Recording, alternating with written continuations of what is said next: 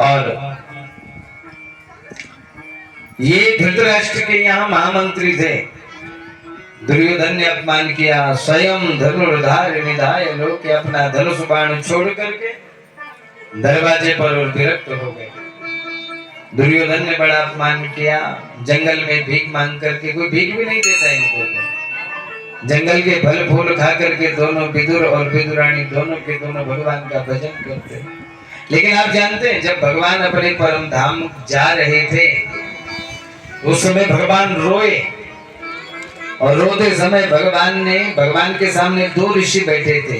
एक तो उद्धव जी महाराज जो आज भी बद्रीनाथ में बैठे हैं ना, उद्धव जी महाराज, आप लोग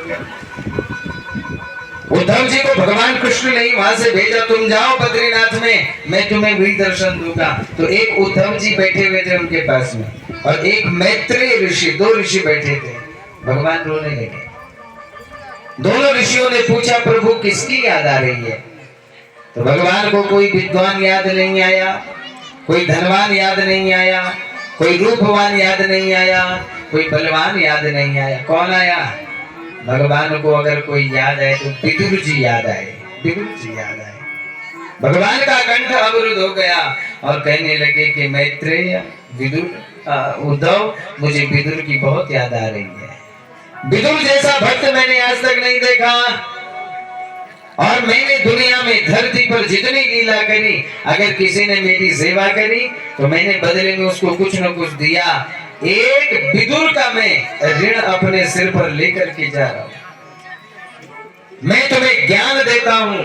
अद्भुत ज्ञान भगवान ने उद्धव और मैत्रेय को दिया और कहा कि जहां भी तुमको विदुर मिलेगा, मेरे द्वारा दिया गया ज्ञान विदुर तक पहुंचा देना, ताकि मैं विदुर के ऋण से पूर्ण हो सकूं।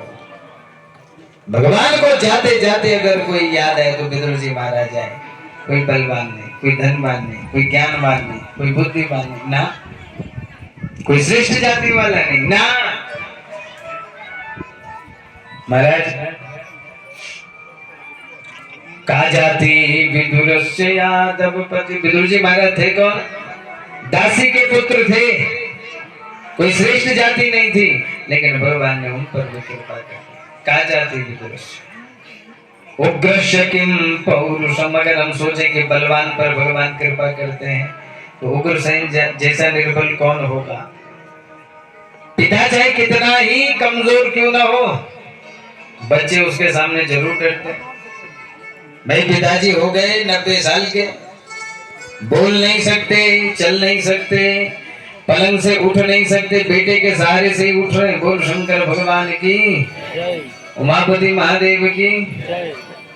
पिताजी हो गए कितने साल के? 90 साल के। मुंह से जबान नहीं है, अपने आप उठ नहीं सकते, चल नहीं सकते, बोल नहीं सकते, लेकिन एक बार अगर बेटे को थोड़ा सा डांट दिया तो बेटा कांपने लग जाता है, जबकि बेटा जवान है। हमारे पिताजी हमको कह रहे हैं, तो ये पिता का बल है, ये पौरुषत्व है। लेकिन जिसके पुत्र ही पिता का अपमान कर डाले, उससे कमजोर और दुनिया में कौन होगा? बोल शंकर भगवान की। और उग्रसेन ऐसा ही कमजोर है। जब कंस बलशाली हुआ तो उसने सबसे पहले अपने पिता के बाल पकड़ करके धरती पर सिंहासन से फेंक दिया, जाओ अब हम बैठेंगे राजगद्दी पर, ऐसा। और महाराज उग्रस्य किम पौरुषम, उग्रसेन जैसा बलहीन दूसरा कौन होगा? बोल उमापति महादेव की।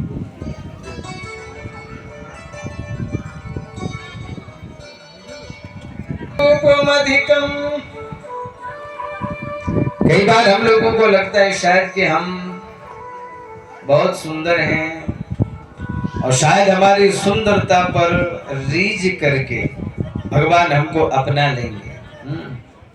बोले ऐसा भी नहीं है, ये सुंदरता तो दुनिया की है और इसका भरोसा भी नहीं है, कब क्या घट जाए, किस दिन सुंदरता कुरूपता में बदल जाए, कुछ पता नहीं। बोलो उमापति महादेव की, शंकर भगवान की।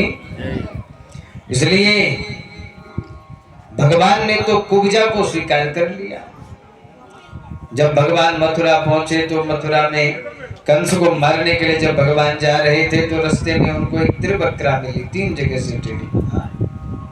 भगवान ने उस कुब्जा पर भी कृपा कर तो कुब्जाया किमु तत्र रूपमधिकम, कुब्जा के पास अधिक कौन सा रूप था? किम तत्सुधाम्नो धनम।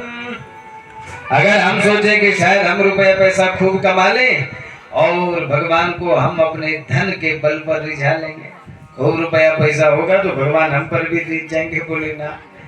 भगवान किसी के धन पैसे को देख करके भी खुश नहीं होते। किम तत्सुधाम्नो धनम। सुदामा जी महाराज के पास कौन सा धन था? सुदामा जी की कथा आप सब लोगों ने सुनी है। भगवान कृष्ण के मित्र थे और जब भगवान कृष्ण से मिलने के लिए गए तो वहां भगवान ने दिया कुछ नहीं, खूब स्वागत किया सुदामा जी का, खूब सत्कार किया, मान सम्मान किया और आते आते सुदामा जी को कुछ नहीं दिया, लेकिन विश्वकर्मा को भेज करके सुदामा जी के लिए एक द्वारिका जैसी अपनी थी उसका निर्माण कर लिया था। तो सुदामा जी जब लौट रहे हैं तो सुदामा जी अपने आप को समझा रहे हैं, अयम ही परमो लाभ उत्तम श्लोक दर्शन। एक साधक एक भक्त के लिए इससे बड़ी बात और क्या हो सकती, इससे बड़ा और क्या धन? एक भक्त को भगवान मिल जाए, भगवान के नाम से बड़ा धन क्या कोई और हो सकता है?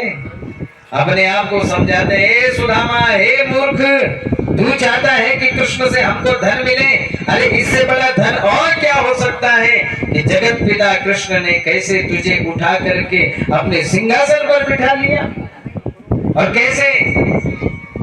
हायो महादुख पायो सखा, करुणा करके करुणा निधि रोए, पानी परात को हाथ छुयो नहीं, नैनन के जल सो पग धोए। नरोत्तम दास जी महाराज अपनी कविता बलि में कहते हैं, क्या भाव है बोल भक्त वत्सल भगवान के। हायो महादुख पायो सखा, करुणा करके करुणा निधि रोए।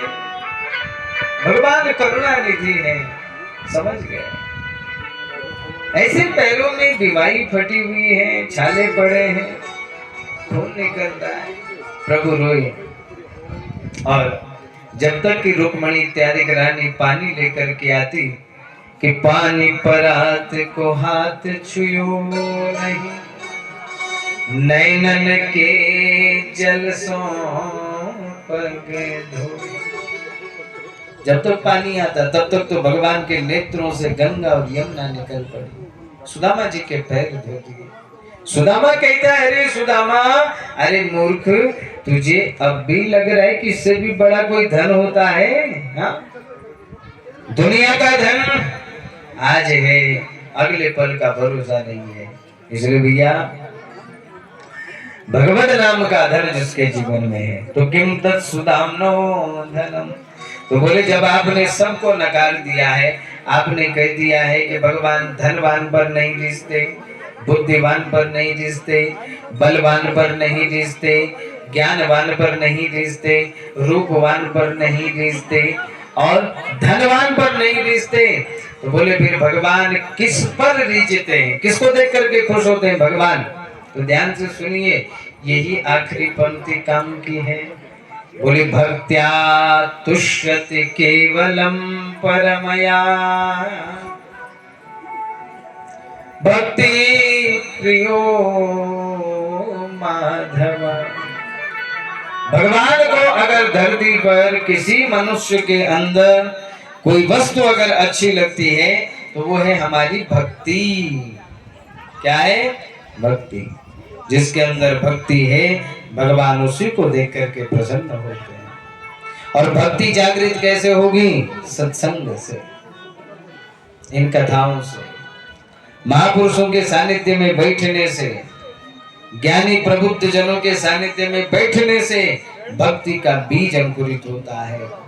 और जिस दिन भक्ति जवान हो जाती है तो हरिरपि निज लोकम सर्वथा तो विहाय प्रविशति हृदयेषां भक्ति सूत्रोपनद्धम।